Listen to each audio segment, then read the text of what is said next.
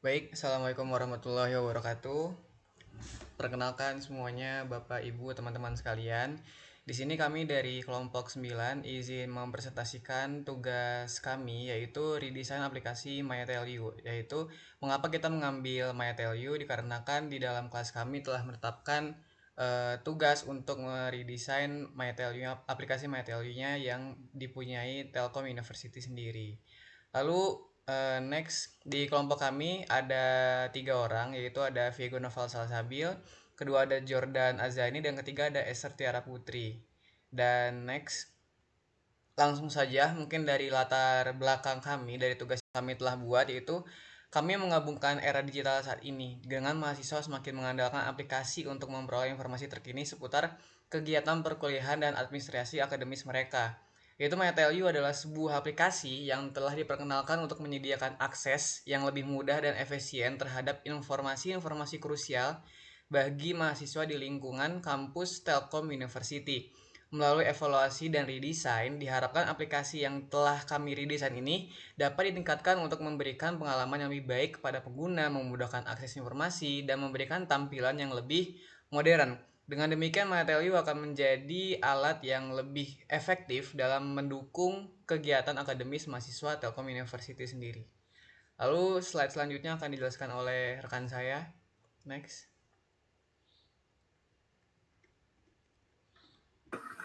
Oke, jadi kemudian ada rumusan masalah. Dalam melakukan evaluasi redesign aplikasi MyTelU, beberapa masalah utama yang perlu diselesaikan meliputi satu, navigasi yang rumit. Nah, bagaimana meningkatkan dan navigasi agar hingga pengguna dapat dengan mudah menemukan informasi yang mereka cari. Dua, desain antarmuka yang kurang menarik. Bagaimana mengubah desain menjadi lebih modern, responsif, dan menarik agar meningkatkan daya tarik pengguna. Tiga, fungsionalitas yang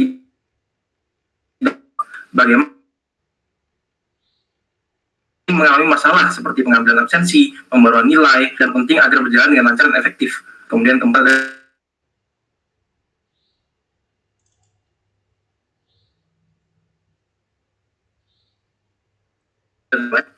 kemudian masih di rumus masalah, ada fokus pada antarmuka pengguna UI UX. Jadi evaluasi akan berfokus pada perbaikan desain antarmuka UI agar lebih responsif, modern, dan mudah digunakan.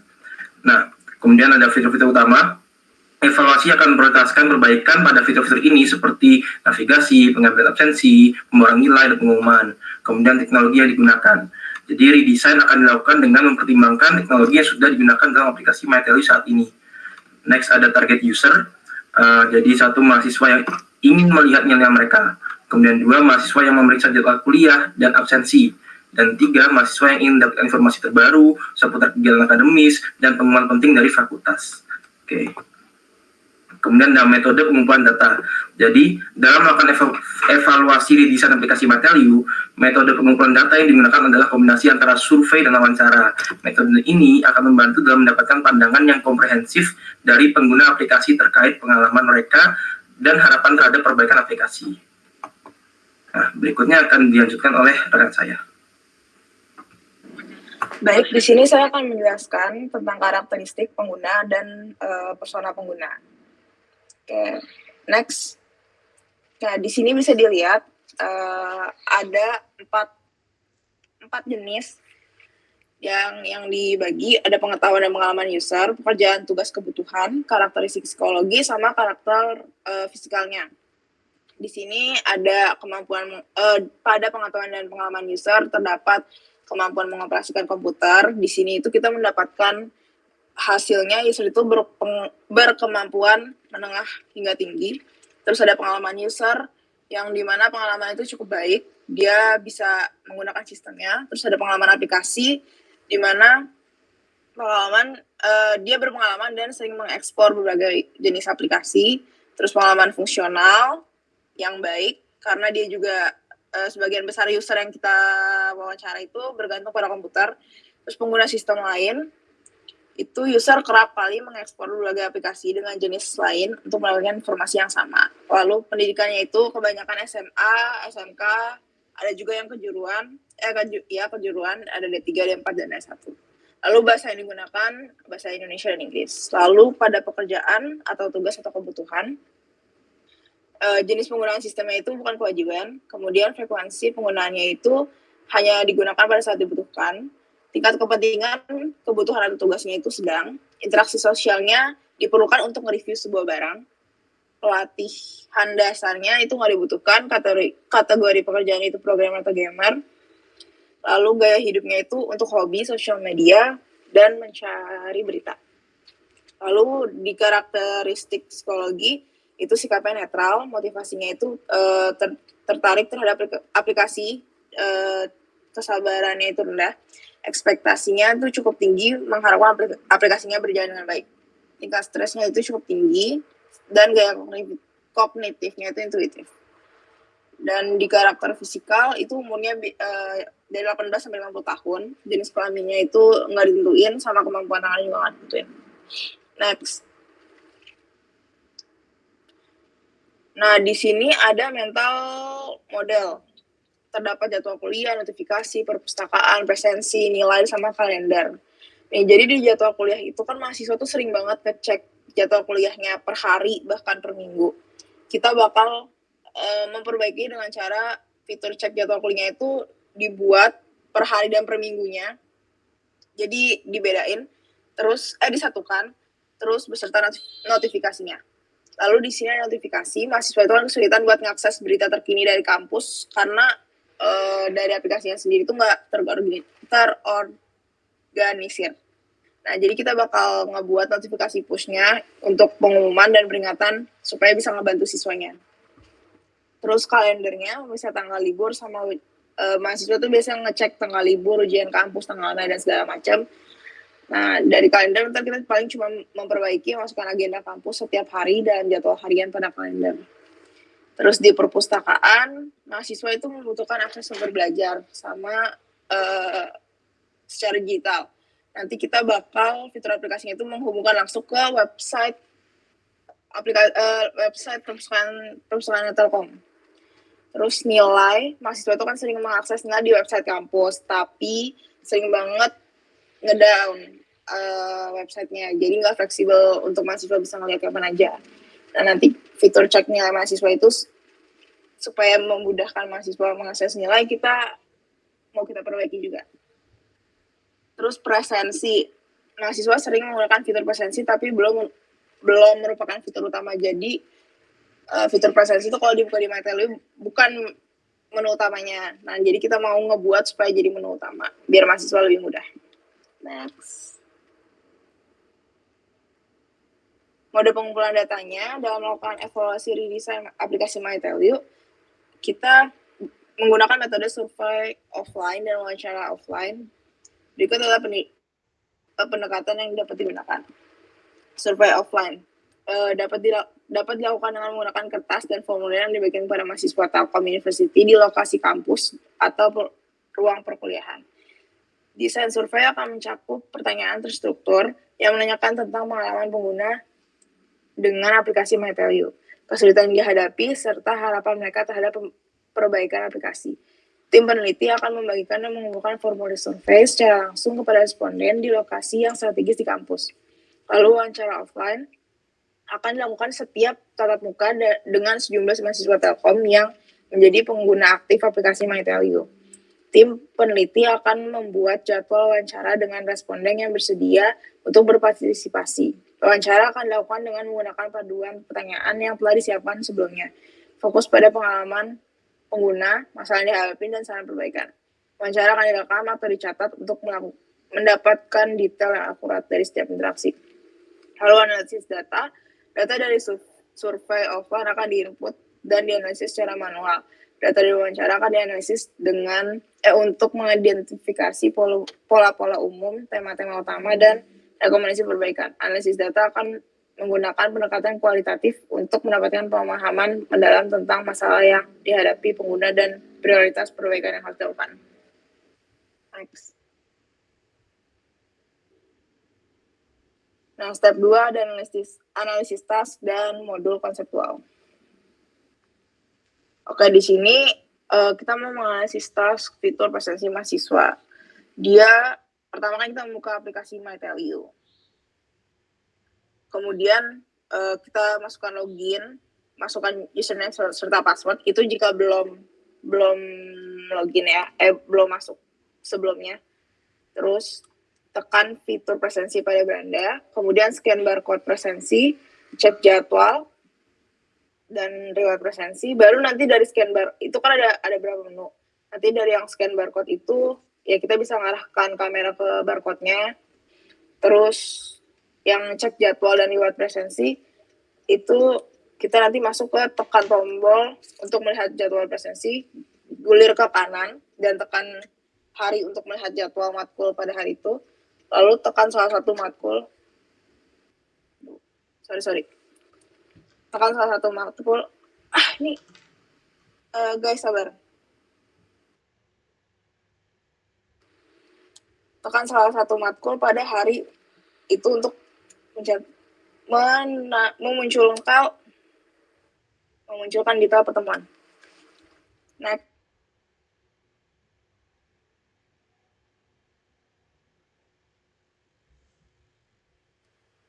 Di sini ada fitur pemberitahuan. Kita membuka aplikasi Metelium, kemudian melakukan login dengan masukkan username dan password, lalu tekan menu pemberitahuan untuk melihat notifikasi yang telah diterima.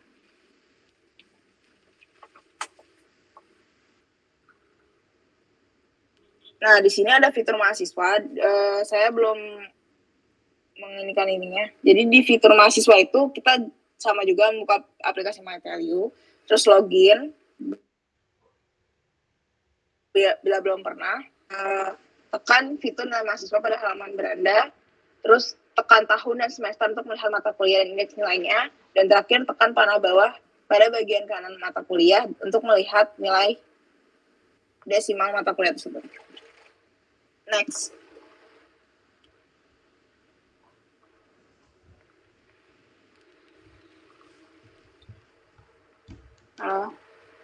Jadwal udah. Oke, jadi di jadwal kita sama juga buka aplikasi Metelium. Terus jika ingin melihat jadwal harian, maka kita akan pada menu utama kita gilir ke kanan untuk melihat detail lebih. Kalau mau lihat jadwal mingguan, kita bisa lihat jadwal mingguan pada menu utama. Next lagi.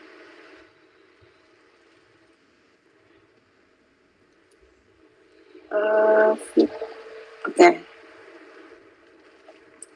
Di sini ada fitur perpustakaan. Sama yang langkah pertama lagi buka aplikasi Metelium, terus kita masukin login dengan username password. Terus melihat menu pada menu open library pada beranda aplikasi Metelium. Nah, tekan menu open library-nya, nanti kita bisa milih buku yang ingin kita baca secara online langsung di situ. Next. Oke, di timeline. Ini nanti kita ngeliat menu timeline pada beranda aplikasi Metelium kan. Kemudian tekan, nanti kita bisa ngeliat isi dari menu timeline-nya. Terus bisa juga menekan komentar atau like jika ingin memberikan komentar dan like. Next. Akan didesain oleh teman saya. Baik, saya akan melanjutkan untuk step 3 yaitu prinsip desain UI. Next. Di sini kami membuat desain UI itu berdasarkan supaya user merasa nyaman dengan aplikasi yang kami rancang, lalu memperlihatkan desain dari UI. Karena menerapkan prinsip dasar UI itu penting untuk kami ataupun semua pengguna user untuk menghasilkan pengalaman yang nyaman dan efisien bagi user. Berikut beberapa prinsip desain UI yang kami rancang demi kenyamanan user aplikasi kami, yaitu yang pertama, konsisten, yaitu menggunakan elemen, tata letak, dan warna yang konsisten di aplikasi. Yang kedua, visibilitas, yaitu menampilkan informasi yang relevan secara jelas dan mudah diakses oleh user. Ketiga, umpan balik ataupun yang disebut feedback, memberikan feedback yang jelas kepada user terhadap aksi yang telah diberikan oleh user. 4. Hierarki visual yang jelas melalui warna, tata letak, dan elemen yang konsisten juga.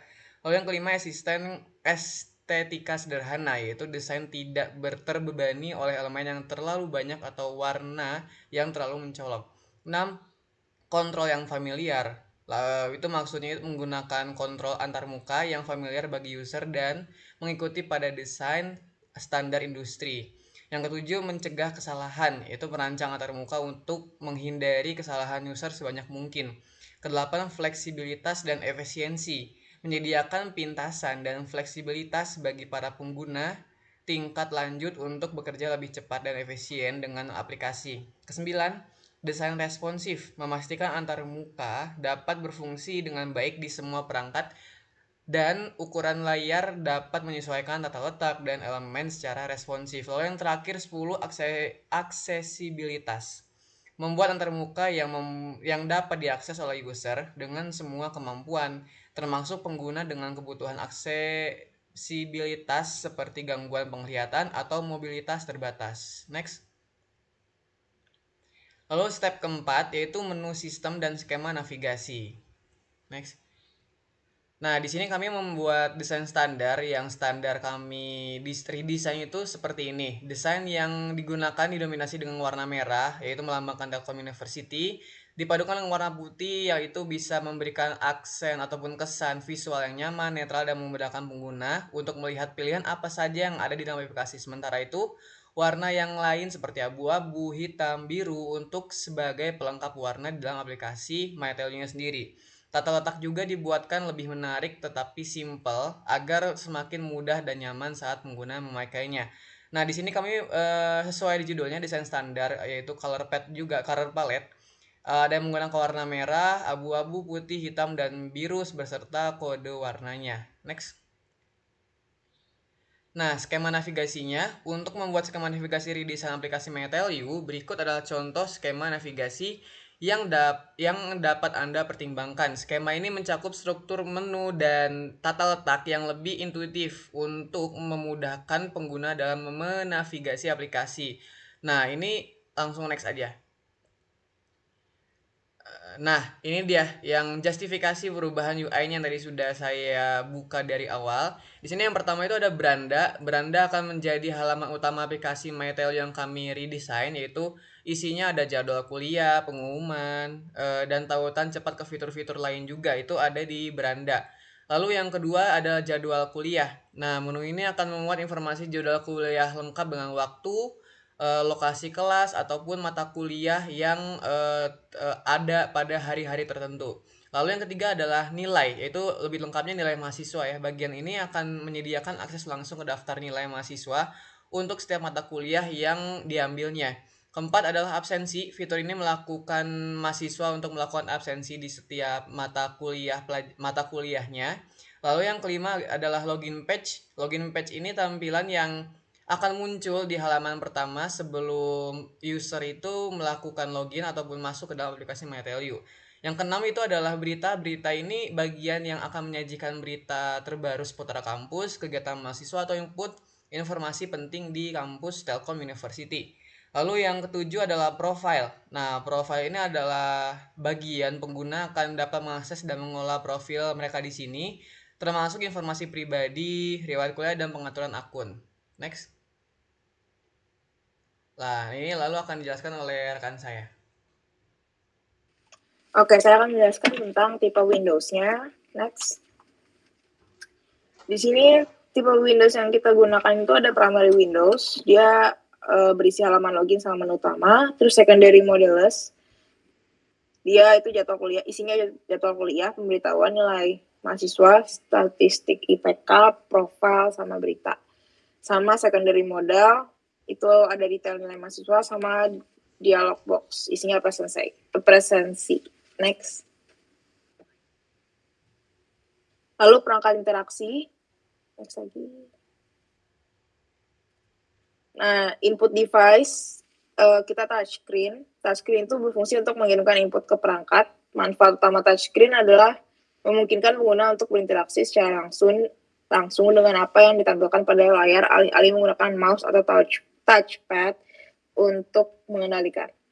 Lalu trackpad berfungsi seperti mouse, yaitu masukkan input berupa pointer, hanya saja trackpad biasanya terdapat pada perangkat laptop. Lalu kamera, perangkat ini digunakan untuk scan QR absensi. Next.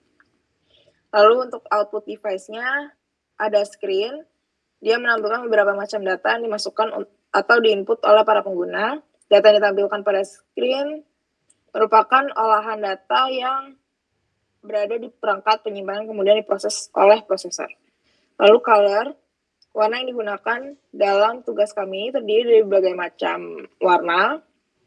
Ada 1, 2, 3, 4, 5, dan 6 warna. Lalu untuk size, penggunaan contoh produk yang digunakan adalah iPhone 14. iPhone 14 menggunakan layar 6.1 inci dan memiliki aspek rasio yaitu 19:5.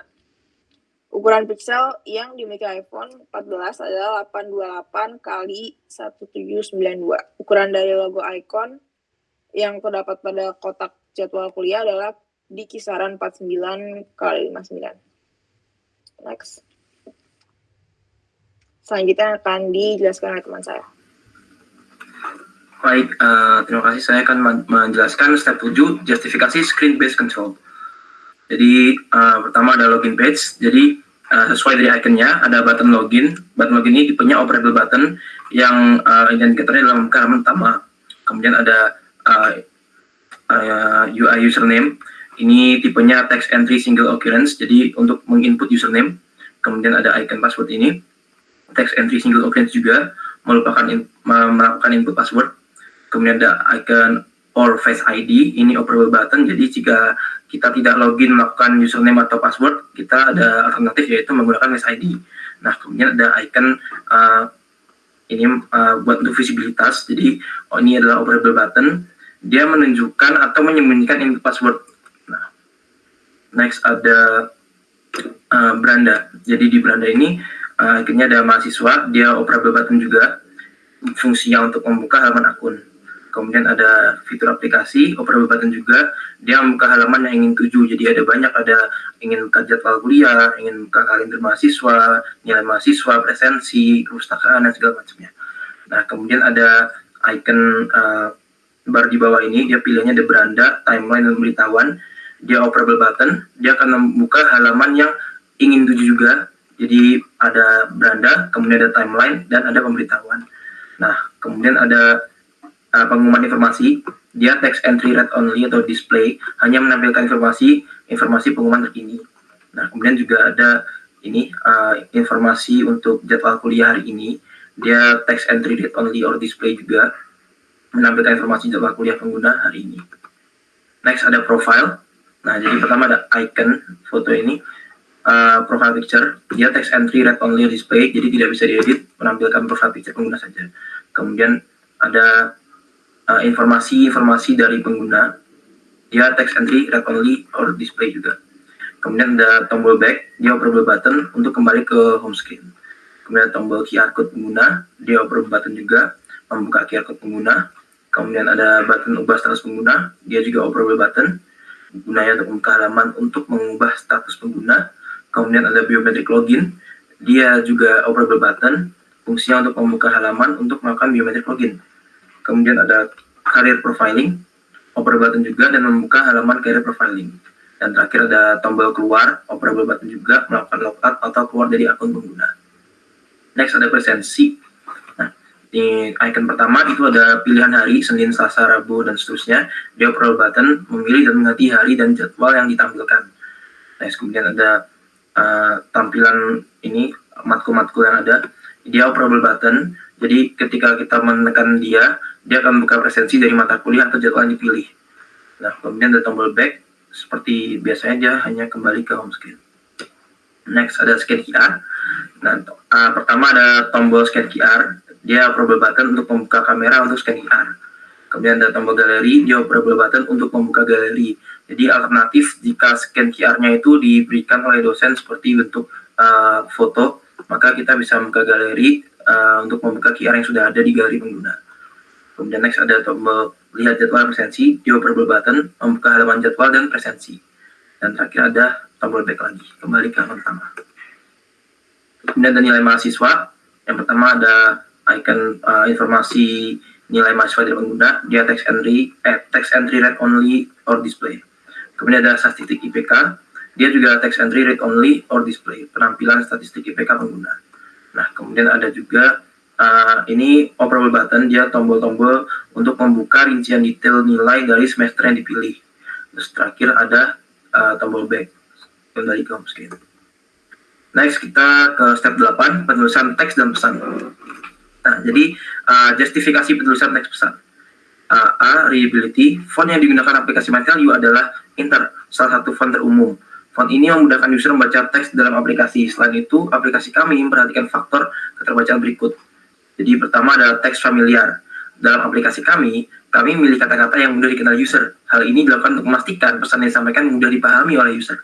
Kemudian ada teks pendek. Teks dibuat sesingkat mungkin karena teks pendek cenderung lebih jelas dan mudah dipahami. Selain itu juga teks pendek berguna saat waktu user terbatas. Dan teks lengkap. Teks untuk beberapa topik ditulis dalam lengkap demi memberikan penjelasan yang lebih rinci. Kemudian teks konsisten. Pada aplikasi, tata bahasa, format, ukuran, spasi, dan penggunaan font sama untuk semua fitur. Teks yang konsisten terlihat lebih rapi dan mudah dibaca. Oke, kemudian ada convey system status. Jadi pertama itu adalah status. Ini adalah contoh-contoh untuk menampilkan status pada user bahwa scan QR gagal atau berhasil. Jadi ada statusnya, pertama adalah Anda salah kelas atau QR. Kemudian Anda sudah melakukan absen. Nah, itu status yang diberikan oleh aplikasi. Kemudian ada informasi, menampilkan informasi ketika user gagal login. Nah, informasinya itu apa? Informasinya adalah username atau password yang Anda masukkan salah. Next, ada UI control. Nah, jadi pertama itu adalah informasi kenapa gagal login ke aplikasi. Nah, informasinya username atau password yang Anda masukkan salah. Kemudian UI control gagal scan QR. Jadi ketika gagal scan QR akan diberikan informasi bahwa Anda salah kelas atau QR. Kemudian ada UI control berhasil scan QR. Nah, seperti yang gagal, kalau berhasil Anda sudah melakukan absen. Oke, jadi kemudian ada user test. User test ialah penyesuaian teks yang mendukung agar user dapat menyelesaikan tes dengan efektif dan cepat.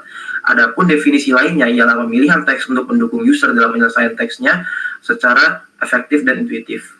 Nah, jadi font stylenya adalah Inter. Kenapa Inter? Karena sederhana, umum, dan mudah terbaca mata. Kemudian font proporsional agar tidak membuat user bingung. Kemudian eksplorasi.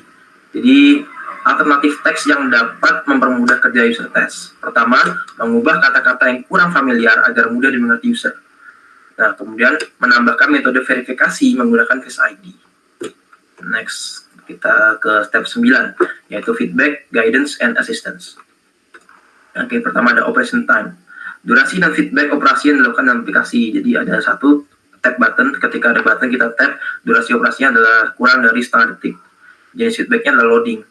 Kemudian nomor 2 ada membuka kamera, durasi operasinya kurang dari 3 detik. Kemudian ada scan barcode, durasi operasinya sama dengan membuka kamera kurang dari 3 detik. Jenis feedbacknya adalah feedback status kayak yang tadi, berhasil dan gagal scan barcode. Kemudian error prevention. Kami mendesain fitur kami dengan memikirkan error yang mungkin salah satu contoh error prevention yang kami lakukan ada di login screen. Nah, user hanya diminta memasukkan username tanpa menggunakan domain email. Seperti yang tercantum di foto, dia hanya minta username. Hal ini agar lebih efisien dan mudah untuk user. Tak hanya itu, kami juga memberikan opsi Face ID untuk mempermudah user untuk login dalam waktu singkat. Nah, kemudian ada detection and correction. Terdapat pendeteksian error dalam aplikasi kami. Berikut contohnya. Dalam fitur login warna UI akan berubah merah. Jadi awalnya putih nih, dia berubah menjadi merah setelah kita gagal login. Karena itu menandakan bahwa email atau password yang kita masukkan tidak sesuai. Next adalah assistance. Jadi pada aplikasi kami terdapat asisten yang berbentuk hints. Contohnya terdapat pada login dan scan QR. Aplikasi akan memberikan hint bahwa user atau password salah dalam login screen dan memberikan hint bahwa user salah kelas saat scan QR. Berikutnya akan dilanjutkan oleh rekan saya. Baik. Itu adalah semua hasil tugas kami dari step 1 sampai step 9 yang sudah kami kerjakan dari kelompok 9. Mungkin itu dari kami dari step 1 sampai 9 tersebut mungkin ada kekurangan ataupun kelebihan dan sampai sekarang masih dalam tahap pengembangan nanti sampai step-step berikutnya. Kesimpulannya itu adalah di desain yang kami buat dalam aplikasi MyTelU ini akan sangat berguna nantinya untuk para mahasiswa Telkom University supaya memudahkan user ataupun mahasiswa Telkom University di saat menggunakan MyTelU tersebut. Next. Mungkin segitu presentasi dari kami kelompok 9 dalam mempresentasikan tugas kami dari step 1 sampai step 9 mata kuliah IMK. Kurang lebihnya kami bertiga mohon maaf sebesar-besarnya jika ada kekurangan. Dan terima kasih atas perhatian semuanya. Wassalamualaikum warahmatullahi wabarakatuh. Selamat